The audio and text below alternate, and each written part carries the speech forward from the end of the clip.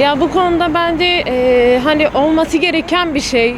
Çünkü hani vaka sayısının azalması lazım, hasta sayısının azalması lazım.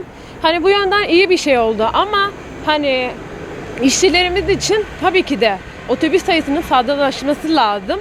Bu konuda bir destek veya bir şey bulmaları lazım yani bu soruna. Hani nereye kadar böyle yasak olacak? Gerçekten biz de hani işe geliyoruz sabah çünkü bekliyoruz ayakta almıyorlar zaten. Hani durakta mesela geçen gün mesela başımızdan geçen bir olay saat 6'da işten çıktık. 6.30'da durakta olduk. Saat 8'e kadar gerçekten almadılar. Hani ayakta almıyorlar. Almıyorlar da öyle söyleyeyim. Hani bizim gibi çok mağdur olan insanlarımız var. Hani bence buna bir çözüm bulmaları lazım diyorum. Servisi biraz çoğaltsalar daha iyi olmaz mı? Servisler biraz daha çabuk olsa daha iyi olur. Yani giden yolcu yerine saatinde ulaşması lazım bunun. Bazısı doktora gidiyor, bazısı savcıya, hakime bilmem bunlara gidiyor.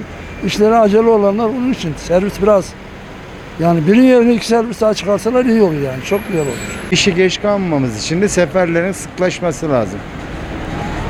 Yani seferler sıklaştığı zaman belki mağduriyetimiz kalkar yani.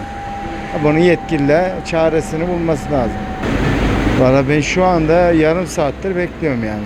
İyi değerlendiriyorum. Yalnız vasıta yetersiz geliyor. Vatandaş perişan oluyor. İlave servis koysalar güzel olur yani.